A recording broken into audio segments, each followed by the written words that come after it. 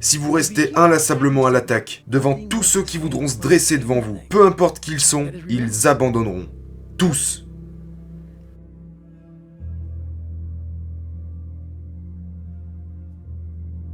Cette chose à laquelle je parle dans mon livre, l'ouverture d'esprit, c'est ce qui me sépare de beaucoup de gens. Je me rends dans des tâches intimidantes, des tâches écrasantes, comme quand j'ai pris connaissance du record du monde qui était de 4020 tractions, et j'ai décidé de le briser. Les gens sont comme « Oh mon Dieu !» Et j'y suis allé, avec mon stylo et mes feuilles. Qu'est-ce que tu fais? Je fais mon calcul, mec. Je me suis ouvert à l'idée que, ok, si je fais 5 tractions par minute pendant toutes ces heures, et combien de temps j'ai entre chaque rep, je faisais les calculs. Tu dois avoir cette ouverture d'esprit à toutes les possibilités comme, à partir du moment où vous bloquez votre esprit aux possibilités, il n'y a aucun moyen que vous puissiez y arriver. Donc, c'est pourquoi mes yeux et mon corps s'illuminent. C'est parce que je sais que, si tu te bats durant une bataille, tu dois attaquer. Tu dois garder cette offensive. Ton ennemi se dit qu'il ne va pas abandonner, sauf que vous devez briser son âme. Peu importe ce qui se trouve en face, c'est ce que j'ai réalisé. J'ai dû briser des âmes.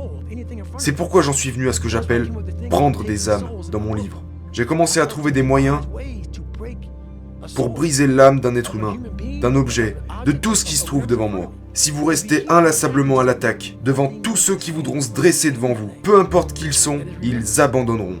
Tous. La partie du livre, prendre des âmes, est vraiment intéressante parce que tu parles de ce changement d'esprit pendant que tu traversais toutes ces épreuves. Oui, ouais, c'était une partie intense du livre. Oui, c'était quand beaucoup de choses ont commencé à faire surface, mec. J'ai commencé à regarder ces instructeurs. Tu sais, il y en a 3 qui sont 3 sur le côté, sur 8 instructeurs. Et tu sais que ces gars font aussi la semaine de l'enfer. Ils sont debout toute la journée, toute la nuit, pour 130 heures. C'est la promesse. C'est un lieu de renforcement mental pour moi. J'aime cet endroit. Et t'as les instructeurs qui, tu sais, ils savent que vous savez qu'ils sont là depuis un moment. Ils font leur job, ils font leurs 8 heures, ils ont leur parka sur le dos, ils boivent leur café, et ils sont là, ils nous bottent le cul, du matin au soir. Et quand j'ai commencé à le réaliser, j'ai commencé à jouer au jeu de l'esprit. Tu sais, j'étais là, je parie que ces enculés nous regardent, et nous comparent à eux-mêmes quand ils ont dû traverser cette semaine de l'enfer. Genre, laisse-moi voir que je regarde un peu Goggins. Ok, j'étais meilleur que lui, j'étais meilleur que ce bon à rien là-bas, qu'il galère le plus possible. Et j'étais comme... Ok, tu vas devoir me juger correctement.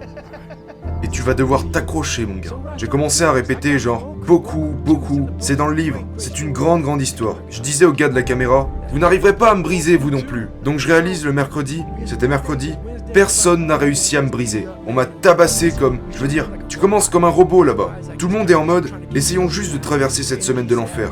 Alors que votre énergie commence à tomber à zéro. J'aime quand tu parles dans le livre de ce qu'ils vous mettent dans la tête, comme vous devez être épuisé.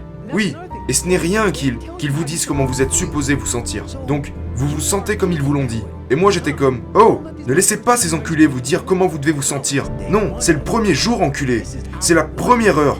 J'ai toujours donné de la force à toute l'équipe. Je leur disais, nous pouvons prendre leur âme. Donc, quand ils nous faisaient faire des choses simples et que les gars étaient à l'agonie, ils étaient brisés. Il suffisait d'en remettre une couche et de crier « Ouais, vous ne pourrez pas nous atteindre, vous ne réussirez pas à nous briser !»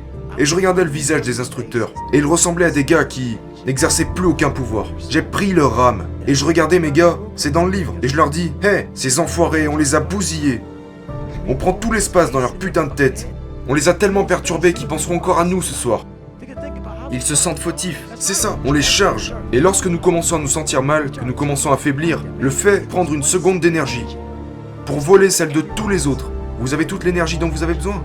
C'est tout ce dont vous avez besoin. Vous avez besoin de les regarder dans les yeux, tu sais, de voir comment ils faiblissent. Quand vous combattez quelqu'un, vous devez le briser de l'intérieur. Il est comme « Oh mon Dieu, je veux plus revenir au prochain round. » Et vous, je pourrais me battre toute la journée. Je pourrais me battre pendant des jours. Et c'est comme ça qu'on prend des âmes. Mais vous devez avoir la volonté, le cœur, le courage pour aller dans cette zone où vous êtes totalement à fond, où vous avez plus rien à perdre pour tout donner.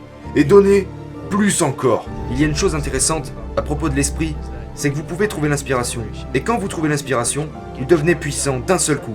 Vous avez l'énergie pour tout faire. C'est vrai, c'est bizarre. Je parlais dans mon livre aussi à propos de...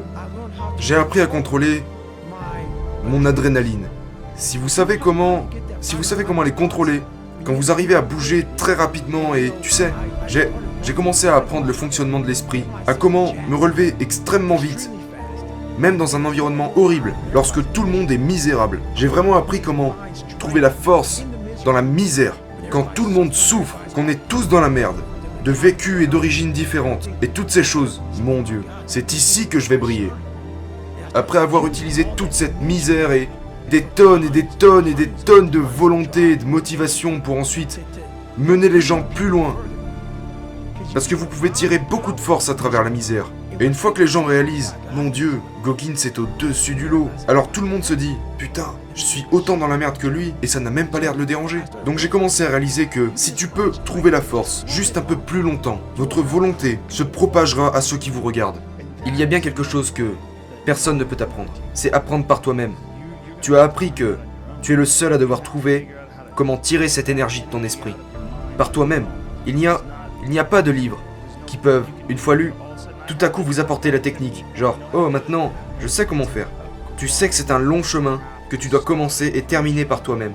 Vous devez prendre un grand plaisir dans le fait que personne ne voudrait se trouver à votre place. Vous tirerez un grand plaisir de cette souffrance. Il faut que ça devienne une passion qui vous apportera quelque chose de très très bénéfique. Comme tu le sais, les gens ne comprennent pas vraiment ce que c'est que se retrouver dans le pire environnement possible. La pire situation possible. Et tout le monde me regarde comme si j'étais Dieu. J'espère que ça va s'arrêter. Et tu vois que tout le monde a ce regard sur le visage. Moi j'y vais. Mais eux, ils ne veulent plus y aller.